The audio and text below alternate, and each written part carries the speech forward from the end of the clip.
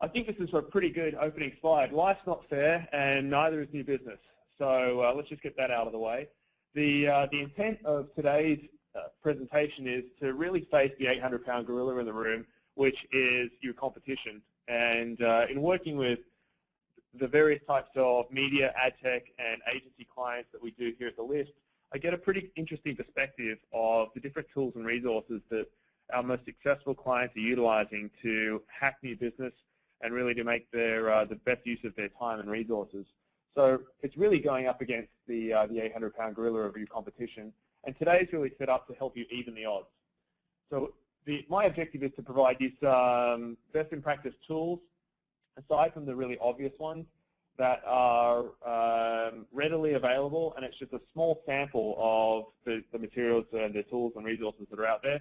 But this is the sort of top of the list of things that I and many of our clients have been using that have seen great success. So I'm going to start by telling you a little bit of a story about myself. I'm obviously not from the US. I'm an Aussie, born and bred, and that's not a picture of myself, but it did reflect me at about the ages of 9 or 10 years old. As a young kid, picture this for a moment. I'm running down to the beach, waiting for the perfect day, perfect surf, and I get there and there is the most perfect set of waves rolling through, and I'm talking big surf, not the like the Florida knee-lapping sort of surf that you get here, but big triple overhead surf. And I'm 8, 9 years old, no more than 4 feet tall, thinking this looks like day of dreams are made of. And it's already 5:30 in the morning, the sun's coming up out on the horizon, and the prize is getting from the beach to the lineup. And there's already a few guys out there. They're sitting out in the lineup, and that really is the prize. So eager as mustard, just like a business development person, I run straight towards the water, down the beach, jump in and paddle, or attempt to paddle, straight out to the prize. I'm sure we've done this multiple times in our business development careers, but certainly I'm sure I'm not the first. So I'm paddling out, I'm doing my best, and within 5 minutes I'm exhausted. I have moved about 10 feet out towards my prize, and I'm getting smashed in the shore break. Absolutely smashed. White water, 10, 4 feet high. That prize is slipping further and further away. My ego is dropping a little bit. My arms are feeling like lead balloons. I'm really not making any progress, and after about 15 minutes of no movement forward toward the prize, I turn around and head back towards the beach, get out feeling deflated, and I'm sure we've all felt that on new business pitches and during prospecting. So I walk back up the beach, and I'm looking back out at the prize sitting out there in the lineup and trying to figure out how those guys did it. And it occurred to me after about 10 minutes of this that what I really needed to do was just observe others in the environment around me, and look for the opportunity to, which may not present itself initially, to be more effective in how I was actually going to reach that prize. So I stopped for 5 or 10 minutes and watched. And what I saw was that the more experienced guys, and the guys that were getting out there with very little effort at all, were actually walking 500 yards down the beach towards what appeared to be a very dangerous situation up against the rocks of the headland and jumping in the riptide. The riptide was like taking a magic carpet ride right out the back without having to make more than a couple of strokes on the surfboard. That lesson has been retaught many, many times over the years, and I think what it really illustrates is that the eagerness to reach the prize, especially in business development and sales, often leads to getting smashed in the shore break.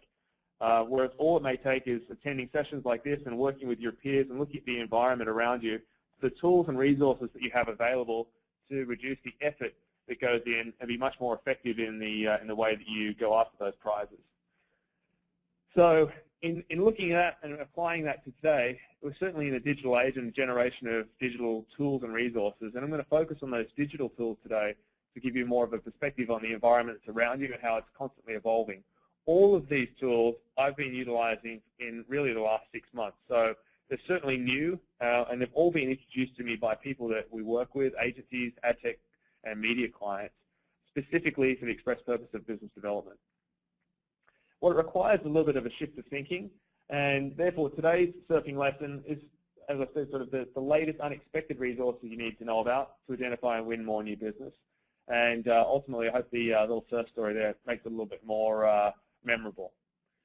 Grandma here certainly gets it. I know plenty within the business development world feel that the digital tools are for a much younger audience, but the UX and the design of these tools is much more intuitive than it used to be.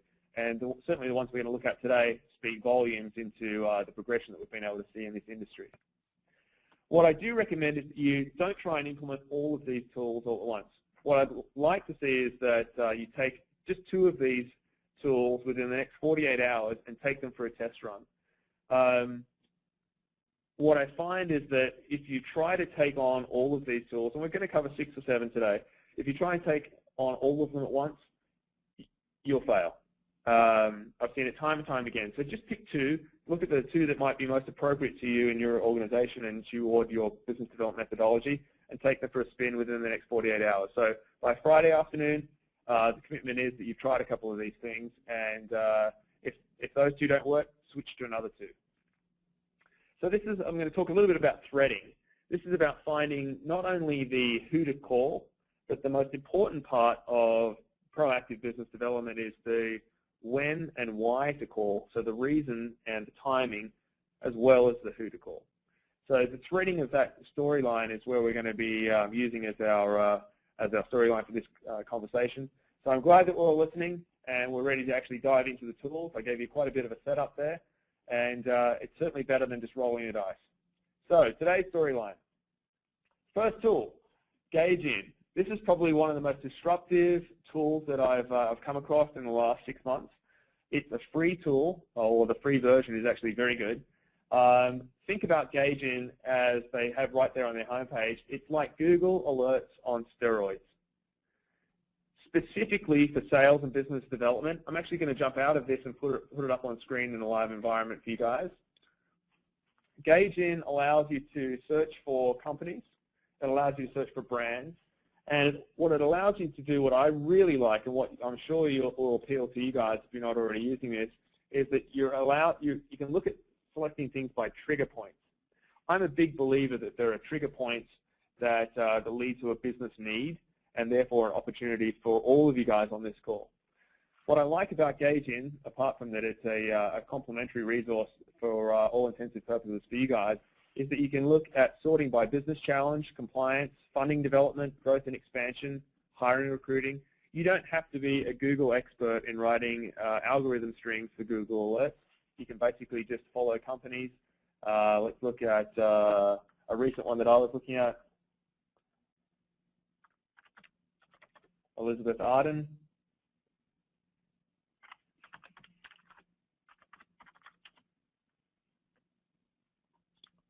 Now let's look at Elizabeth Arden here for a moment. What I'm able to see is a little bit about the company, a little bit about the ownership, the industry, specialty, basic contact information. Now what I'm really interested in from a sales perspective is actually what's going on there. I can look at all of their current news by, they've got new contracts were added 2 hours ago, business challenges 13 days ago, new offerings, compliance, personnel changes, really good information. I can also toggle events and tweets.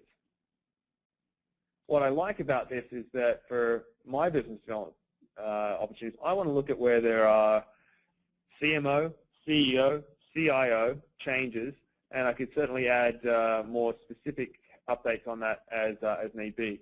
So GageIn is a really good tool of being able to set that up and follow companies specifically under categories that you feel might be good triggers for you and your business development team. One of the things that's quite often overlooked as a business development opportunity, and what I also like about GageIn, is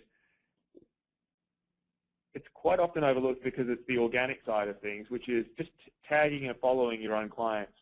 In the last 6 months alone, we have had clients of ours rave about just the idea of following their own clients on a platform like GageIn, let alone LinkedIn. More holistically on GageIn, being able to look at their client base and see what's happening in their client's business in real time. Not waiting till the monthly or quarterly update call from a business B2B perspective. It's certainly in real time, and from an account management perspective, if you've got your existing account teams looking at this data on a regular basis, knowing what's happening in your client's business, there's a really good way to generate more revenue from existing clients using a platform like GageIn.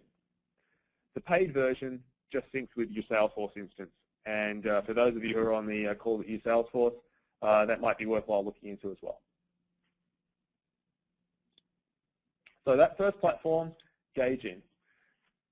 The second resource that I wanted to talk to you about gives you a little bit more insight. So I find GageIn's great for getting that initial point of interest or that curiosity or being able to put the dots together. What it doesn't do is interpret that data. So you still require, especially for lower level business development people or people who are really just getting into sales that don't have the experience in being able to connect all the dots. You know, if you've got a falling share price and a new CMO and a new agency in place, or you don't have a new agency in place, what are the different types of opportunities that present themselves along those lines? Really, from my perspective, the ability to tie all those things together and give a recommendation. It's making the information more actionable. So from an actionable perspective, wouldn't it be wonderful if there were an app that would tell you something like Land's End Agency Review Likely, they've got a score of 83, they've just appointed a new CMO after being spun off by Sears. I'd click that, and it would certainly be one of the Amber alerts that I'd have set up on my cell phone. Well, we're not far from that, and one of the platforms that's actually, one of our platforms is Daily Vista, and I see Daily Vista as one of the trumps in business development and being able to take analysts' predictions, just like on the stock market, and apply those same principles to the propensity or the probability, of an account to go into review and putting the dots together, connecting the dots for business development opportunities. I'm going to spend a little bit of time, about the same amount of time, just jumping into Daily Vista here. So I'm going to go back to the live environment of Daily Vista today. As I said, I'm a big believer in triggers, and Daily Vista is certainly on the trigger path as well. We look more specifically at triggers. I'll bump this up a little bit for you guys. Triggers around decision makers on the move, expansions, mergers and acquisitions, product launches, spending shifts, emerging companies, IPOs, and so on. These trigger points are proven to generate the types of opportunities and present those to our client base on a daily basis in real time. So this is a publication that's produced in real time, and it's exclusively behind a firewall. So this is a pay-for-access platform, but it's certainly very unique in the industry, specifically in the ad tech, media, and agency space. We also track all accounts on the move, industry news, so you're able to set up alerts by category. But probably the most exciting, and by region, of course. One of the most exciting areas that I'm sort of getting to is the predictions and forecast side of things. Actually looking at something like an account in jeopardy, Elizabeth Arden, rather than just looking at the information that was on GageIn and drawing that conclusion yourself. Daily Vista actually talks more specifically about the brand, the opportunity, fragrance launches, skincare launches, global repositioning, a localized approach which is underway, what their competitors are doing, their marketing spend, agency relationships, and our take. So in addition to that, not only the why and when to start establishing a relationship with Elizabeth Arden, you certainly also want to know the who to contact. And Daily Vista provides all of the key contacts at that organization, plus their phone lines and guaranteed verified email address. It integrates directly with the list online, and is a great resource to be able to look at that more actionable intelligence, given the insights that's around the opportunity. It also, by clicking here, it takes you to the list, but we're not going to address the list today. So this platform is the second platform we're going to be we've looked at today, Daily Vista.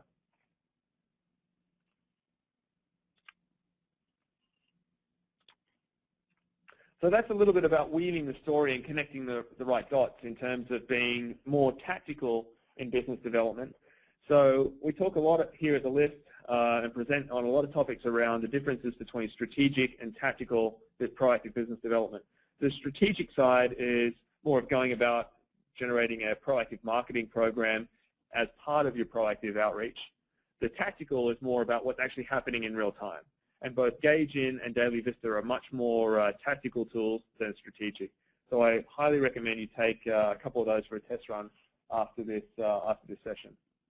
Now, quite often, I know we all know the matrix, right? But it feels like you're swimming through a pool of data when you're actually trying to go out and do prospecting. certainly working in a CRM or working off an Excel spreadsheet, maybe all the post-it notes are around your screen. LinkedIn also starts to get that way in many respects. You don't necessarily know everyone in your network. And one of the things that I really like that LinkedIn has done over the last couple of months is enabled organizations to look at and harness the power of their teams. So not only the people within your individual network, but harnessing the individuals within your organization. So if you run a 5-person sales team, what you're able to do is look at the relationships of all of those people within your 5-person sales team, or your 50-person sales team, or 500. So it's basically putting turbos on your networks. I really like Sales Navigator Team Link. It's not an inexpensive addition to your LinkedIn account, but it is a very effective one when you're looking for the degrees of separation between you and your team to your most ideal or most sought-after prospect. The one I'm actually going to talk a little bit more about, because I think LinkedIn's done a really good job of this, but there's another platform out there called Relationship Science, or RelSci. And RelSci is a platform, again, it's a paid platform, but this is probably one of the most powerful platforms I've seen in relationship mapping to date. So again, it'll take a look at your existing team's network and map that up against several 100,000 contacts within the C-suite of organizations on a global basis. So in short, what it provides you is the shortest path between you and your most ideal prospect, and what I really like about it is the design aspect. So I can quickly see my path to whomever it may be, and they're ranked from shortest possible relevant path to longest path by people within my organization. So it's not just my paths, it's all of my extended relationships. So up here on the top right-hand side, you can see, in this example, I had 249 relationships that were relevant in this case, but I have 131,000 extended relationships with my team. It's also got a really good power search piece of functionality, so I can look at careers and boards and education investments, those who provide donations, so the sponsorship space uses this platform a lot now. There's also it's available on the App Store, so there's a really good app for your phone, and of course it integrates with Salesforce as well. So relationship science from a team perspective on harnessing the power and the relationships of your team's network, I highly recommend taking a look at relationship science as a platform over LinkedIn. So LinkedIn is also quite powerful, just not quite as. So relationship science, great tool, and one worth certainly having a look at. These guys have grown pretty exponentially over the last 12 months, and I don't expect that to slow down at all as they're pushing into the agency and ad tech space quite well. Dave, we've got some good questions coming in from our audience. Before you go on to the next item, could you talk for a moment about the cost for TeamLink and also for Daily Vista? I'd love to. Could we leave that to the end, Fergal? Because there's a wrap-up slide where we can jump into the ballparks. But basically, they're all the two tools, Daily Vista and LinkedIn and Relationship Science, actually, are all on subscription basis, and they're all contingent upon a number of users. So it'll just take a little bit of time to get into the nitty-gritty of pricing, but I can certainly cover that. Thank you. This is actually probably one of the, and this is not a biased comment, guys. This is actually one of the best solutions that I've come across in a long time because I face the same challenge internally. Having come out of business development and sales roles and moving from organization to organization over the years, the most frustrating thing when I first get into the organization is getting an audit of the assets, the marketing assets and the proposals that have happened with my predecessors. And I know firsthand of that frustration. I also know of it from just working with our client base. Business development people move around. I know you guys move around. And I'm sure you've come across the same frustration. And I'm actually also certain that you haven't left your last organization leaving the archive of business development resources, marketing assets, and so forth in the cleanest, of and pristine of condition. So it's sort of like navigating through a maze when you first start, and in fact, it's probably like navigating a maze even today, going through your server and looking for a specific document that may have been created by you or one of your team in the past. So this tool is replaces this. This is an example of an agency's business development archive of pictures, P-I-T-C-H-E-S, just in case there was a challenge with my accent. So you can see on in duct tape on the side a couple of those. These are the archives of all the materials for a particular pitch. Try finding that. That would be my worst nightmare, walking into an agency and actually seeing that. Actually, scrap that. If it was in manila folders, that would be my worst nightmare. So maybe this is a step slightly above. But certainly of very little future value. They're sitting in storage lockers on hard drives like that. So there is a better solution, and it gives me great pleasure to talk a little bit about Docurated. I've used Docurated for a couple of months, and I think it's phenomenal.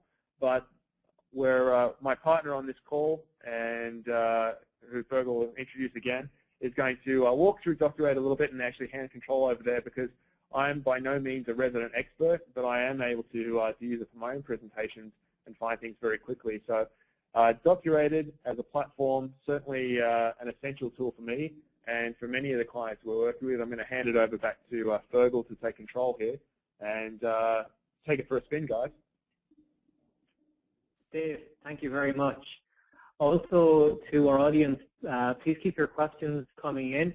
There's going to be time at the end for Q&A, and we'll make sure that Dave and Dan are available to answer all your questions.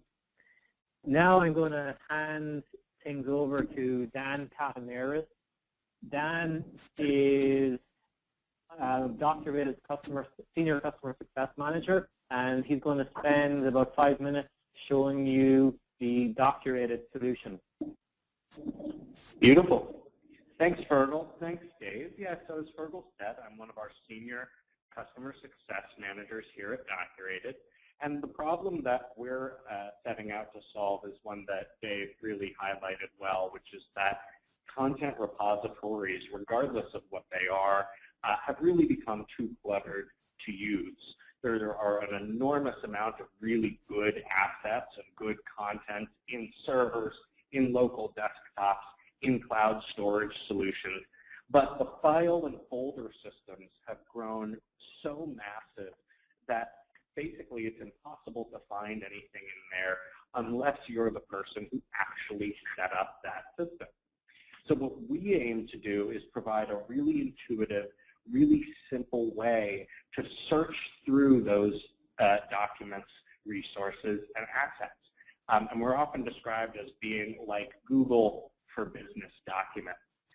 So I'd like to show you what that looks like. So what you're looking at right now is an actual Docurated instance. And what you can see here right away is that all of your files are really visually laid out. And it's really, really simple to see the content of those files in high definition without having to actually open or download a single file.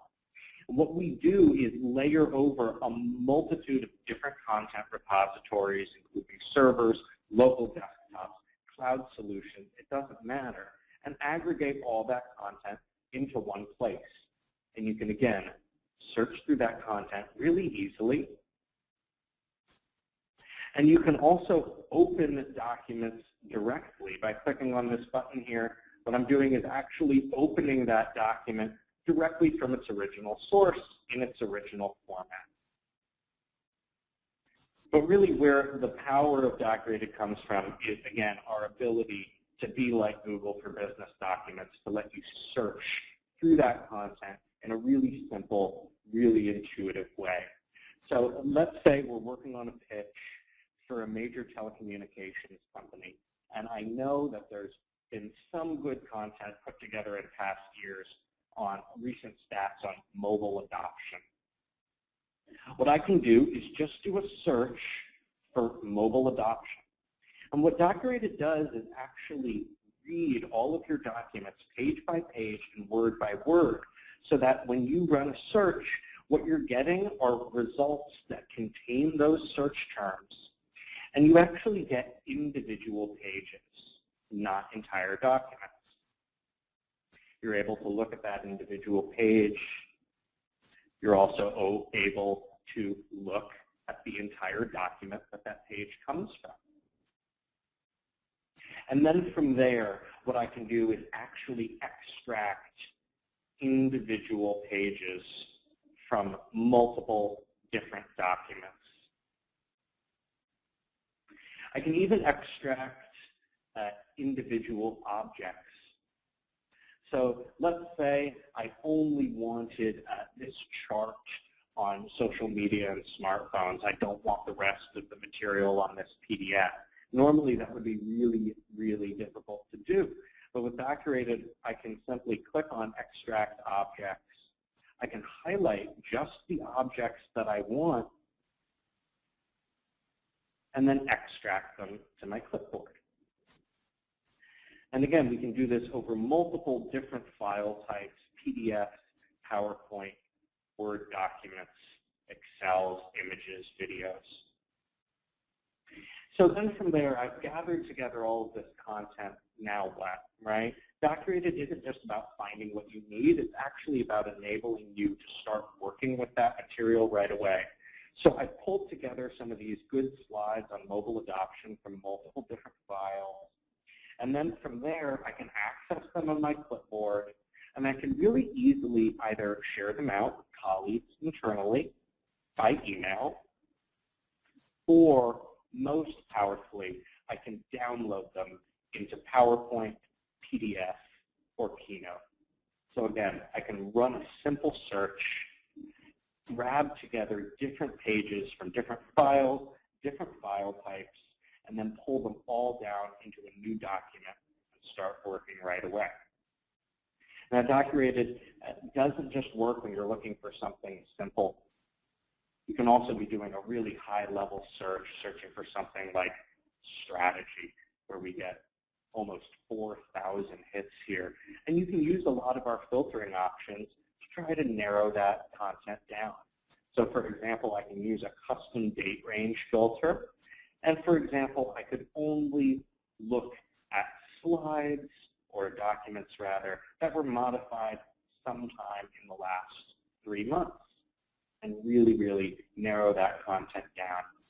So it's a really, really useful tool for making sense out of the clutter and ultimately saving you a lot of time. Not just finding documents that otherwise would take you a really long time to find, but even just finding things that you didn't even know were there in the shared drive to begin with.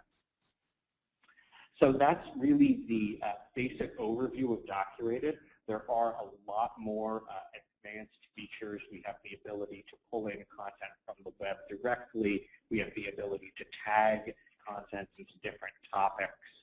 All kinds of really cool features that we'd love to show you more of at a later time. So without any further ado, I'd love to pass the presentation back over to Dave. So Dave, I'm going to go ahead and make you the presenter again. I'm going to interrupt for 1 second. We've got some good questions coming in. One of our audience participants, Dan, would like to ask you, how do you get all your documents into the Docurated system? Beautiful, great question. Thanks so much. So it's really simple. I'll show you this right here on my own desktop. We have a very lightweight application that can be installed on local desktops, on servers, and I can just open up my preferences here, and I'll actually show you this is the setup of my own Docurated sync. So I'm pulling in content from my desktop, my Dropbox, my Google Drive. That can be configured to point at whatever repository you'd like. So that's the simplest way of getting content into Docurated. Again, there are a bunch of other options as well. Having a bit of difficulty with my computer here, but you're able to pull in content directly. and also more advanced features like being able to email content in. Okay, great. Thank you, Dan. And I like your desktop picture as well. Yeah, thank you. Mac has good photos. One more question for you, Dan. Could you talk for a minute about how do you set up a system so that different teams so that there's segregation or security across different teams at an agency?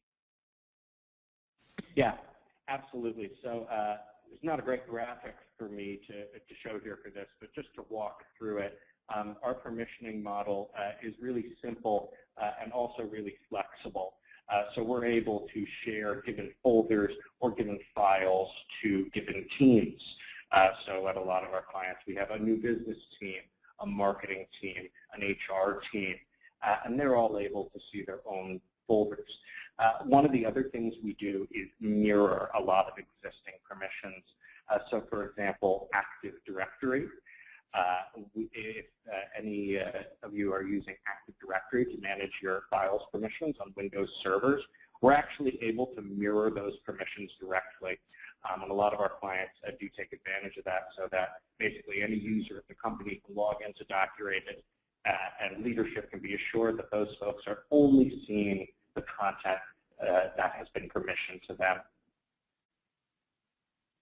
Thank you, Dan. Of course. And with that, let's pass it back over to Dave. And as Dave is getting set up again, we have one very interesting question, Dave, that I'd like you to take. So Sure. we have an audience member who works in nonprofits and targets socially responsible businesses, and this person is wondering, are the solutions and tools you're showing today appropriate for those types of markets? And if not, any suggestions on what people in the nonprofit world could be using? In short, yes. We work with a lot of clients in the nonprofit space, sponsorship and nonprofit. I would say that certainly Gaugin, you can follow any organization, any company, and look for the key types of opportunities for social responsibility by keyword. You can also do that. I know Daily Vista does a lot of coverage in the sponsorship space as well, looking at CSR initiatives and so forth. Obviously, Docurated will allow you to put those presentations together to go and pitch those organizations, and the last couple I'm going to cover will certainly cover those as well. In looking for contacts in that space, the list, which is the larger organization of which I work with, is certainly set up for that, as well as one of our partners, IEG, which runs sponsorship.com. That's a great resource to check out as well. Thank you, Dave. Thanks so much, Dan. I think that that was a really good overview of the platform. I think that I'd reiterate the importance that Dan sort of noted there, that I find that Docurated for me and the clients that we have used Docurated find it's probably one of the best time machines out there. You know, under the definition of time machine, certainly saves me hours a month in terms of being able to put the materials together in a timely fashion and actually come across things I forgot we even had. So rather than recreating the wheel. Certainly it allows me to get stuff across from my desktop, which is not quite as tidy as Dan's, our file server and Dropbox. So certainly a good platform for me. One of the questions I get here at the list quite often is around email marketing. I talk a lot about the different platforms, from standard email marketing from a business development perspective to full-blown marketing automation platforms. So the differences between something like a MailChimp and a Constant Contact versus a Marketo, a Pardot, ExactTarget, all up to an Eloqua. What I thought I'd concentrate on here is a lower cost option, which I've been using myself and many of our clients have been sort of switching to for one-to-one communications. So much more of that tactical business development, but being able to, again, have a time-saving device to make you more efficient and effective in this space. So I'm going to talk about, going to introduce you to two of these platforms, and I'm going to go into one in a little bit more depth. The first is called Signals, and it's a HubSpot product. It's basically a product that is very, very similar to the next one I'm going to talk about, but Signals works across more email platforms like Outlook, Apple Mail, Gmail, and so forth. The one that I'm using has very similar functionality. It integrates with Salesforce and Gmail specifically, and running on Gmail here at the list, I find that Yesware is a better solution for us. The basic premise of Yesware is it gives me the ability to track and add emails, so track opens and responses to my emails out of my Gmail account, as well as have predetermined templates and have all of it tracked and automatically loaded into my Salesforce account as a record. So I'm going to jump out of here and just bring up an example of that, because I think that probably speaks the best to it. Fergal, if I'm to write you an email, pretty straightforward. What I might want to do is send you a template of, let's say, a pipeline email. So quick insert. So this could be paragraphs long, but some initial ideas on a solution for you, already pre-populated. You're a great guy. Take some creative license here. The most important thing that I love about this platform is, one, it's $10 a month, so $120 a year versus thousands of dollars for a full-blown marketing automation suite. Very cost-effective, especially for the participant in the non-profit space. I can track. It's got the same functionality to track email opens and click-throughs. I've turned the link tracking off, but I can certainly turn it on to see who's opening my emails, whether they're forwarding it on, and so forth. I can set it to a reminder, so I can set myself a little reminder. So it's got a little bit of basic CRM functionality. I can set it up to send this particular message later at any point in time. I can attach a file and track when it's opened by the recipient. And most importantly, the biggest time-saving vehicle for me is having this particular email logged in my Salesforce account under Fergal as a contact. So this is, rather than the Control-C, Control-V into the contact record in Salesforce, this makes sure that I have all of my content loaded into Salesforce without having to even think about it. So keeping accurate records from myself and my sales team, this is one of the best low-cost investments that we've made and some of our clients have made for one-to-one email communication syncing. There's a lot of different platforms out there. This seems to be the most. This and Get Signals by HubSpot are the two that are pretty much on par, depending upon the different types of functionality that works best for you. So I'll close this for a second. In fact, I'll send that to you, Fergal, because you are a great guy. One of the things I can see here is all of my messages that have been sent, not opened, opened, not replied, clicked, sent to CRM, scheduled, reminded.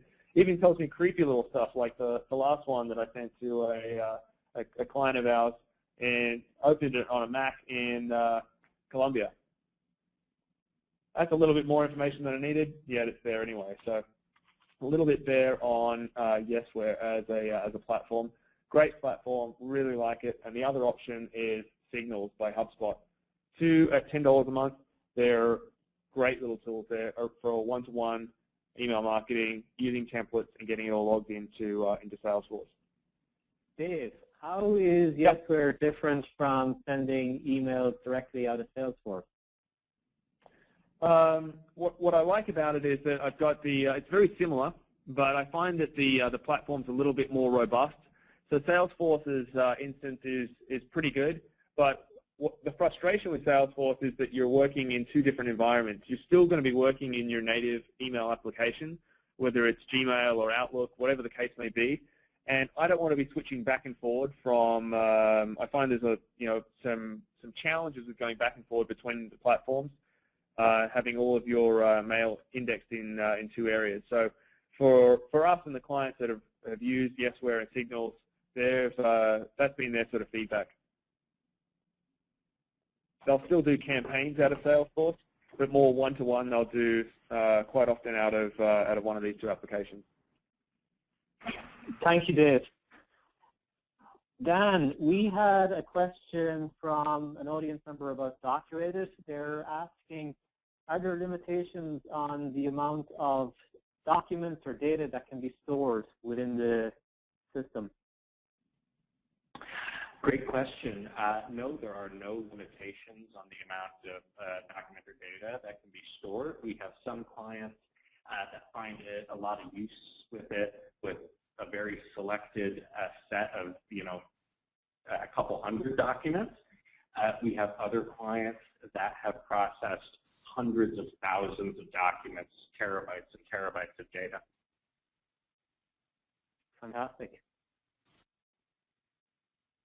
Dave, another question that came in from the audience, and then I'll turn it back over to you to finish out the remaining slides. And this might be an idea for a future webinar that we run, but people have been asking about resources or tutorials to get more tips on how best to use the list online. Tutorials about the list online, we run on a regular basis. We actually do a lot of one-on-one. So the offer to the audience today is that I happily get those set up for both the list or Daily Vista at any point in time, whether you're an existing client or a prospective client. We run those every day, dozens and dozens of them. So certainly just if you're a current client, you can log into resources and contact your account manager. They're set up for your success. That's their primary responsibility. And if you're a prospective client and would just like to have a look around and look at some use cases of how to best utilize the resources here, I'd be happy to take those myself or to direct you to someone who has all the information that you may need in their particular area of specialty. Fantastic. Thank you. So I think just in terms of putting this all together, and that's a perfect segue really in what are the best use cases. As I said at the beginning of this session, it's really the best use cases are to continue to experiment with these types of tools. There's no one way that this is going to work. What we try and do through our educational series is provide different ways that different types of clients are using these tools. So the follow-up to this session, we actually start to pull apart these modules into specific use cases. But I find quite often that there's some education that needs to happen about who it is that we're talking to, and a very much smaller, more intimate audience in today's session with such a vast number of participants. So really, it's to get the ball rolling. It's to really refine the types of tools that you're using over time. I just love this image. It's fantastic. But it's really about making a constant refinement. It's that test refine methodology, and that all of these tools should be experiments. As a marketer, true and through, I really believe that you've got to constantly be aware of your environment and proactively spend time talking to those in your organization and those outside of your organization, your peer group, on the tools that they're using and they're finding most effective. I'll often just ask the question at a conference: what's the latest tool that you're using, the latest digital tool you're using that's really disrupting the way that you conduct business development? And I come away with huge learnings just with that one simple question. So the test refine methodology, especially when it comes to the resources that are out there, will save you significant time and energy in prospecting and business development. So the survey says, as I mentioned, that you really want to just pick two of these things and take it for a run within the next 48 hours. What I've done here on this next slide is put both in order of the presentation today, GageIn, Daily Vista, RelSci, TeamLink, Docurated, Yesware, and Signals. The links to those various websites, and a really basic just little blurb about each one. So if we were to talk about Docurated, find, organize, and use your best content. Google like search and image display by page for your new business server. Daily Vista, curated alerts on when, why, and who to build new relationships with. So you've got that sort of quick reference guide, which, as Fergal mentioned, will be distributed as part of the follow-up to today's session. Now, we've just looked at a few resources today, but it's certainly just the beginning. Just turning up to sessions like this should broaden your horizons into the different types of technologies that are out there. What I'm finding in the position that I sit in this organization is that integration is certainly the name of the game, and all of these platforms we've sort of talked about certainly integrate and integrate with systems like your CRM, your marketing automation suite. They're certainly all within the same ecosystem. So I continue to encourage you to look and explore by leveraging and utilizing your network, because, as I said at the beginning of this session, life's not fair. You are going up against the 800-pound gorillas in the market, which are your competitors, and by outsmarting them, by not paddling straight out into the surf and getting smashed in the shore break, take a minute, have a look around, look at the different resources that are in your environment and who's using what. Ask proactive questions around the resources that your peer set are using, and even the odds are a little bit. It certainly means a shift in behavior, but it's a constant shift in behavior to challenge your thinking and ultimately to become a better surfer. So yes, I will be spending some more time in the surf. Nicaragua is next on the list. And I wanted to personally thank you, Fergal, for setting up this session, Dan, for your contribution around Docurated, and then open it up to the floor for some for more questions. And I hadn't forgotten the pricing one, so we can jump to that when you like, Fergal. Fantastic. Let's do a couple of questions, and then we will jump to the pricing. And just a reminder that this session is being recorded, and a link to it will be distributed to everyone. Also, all the slides will be made available to you. We have a good few questions, Dave, have come in around emailing prospects. And our audience are saying that, you know, a lot of prospects are getting up to 600 emails a day, and most of those emails are solicitations. And the audience are wondering if you've got any tips on how to get prospects to open their emails, something that grabs their attention.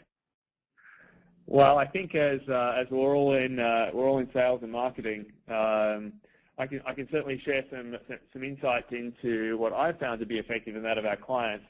But the simple part of it is that from the highest possible perspective is that hyper-targeting and relevancy with concise messaging is really the key that I found to be most successful. So what I mean by that is there is not one message that I could send out to 10,000 people today that would be spot-on relevant to each one of them. So I'm a big proponent of being hyper-focused on specific roles, functions, and business challenges within an organization, and I do my homework up front. I use email as one communication channel within a broader spectrum of a media mix. So I still am a firm believer in voicemail as one touch point, email as another, social media as yet another, and all the iterations around social media. What I find in email one-to-one communication is that anything that's image-laden that feels salesy typically is, and we're all now very, very immune to it as consumers of B2B content. We all get 600, solicitations a day, and we're pretty good filters. So think about whether just before you hit that send button, would you read your own email? Does it look like it's coming from a person or from a bot?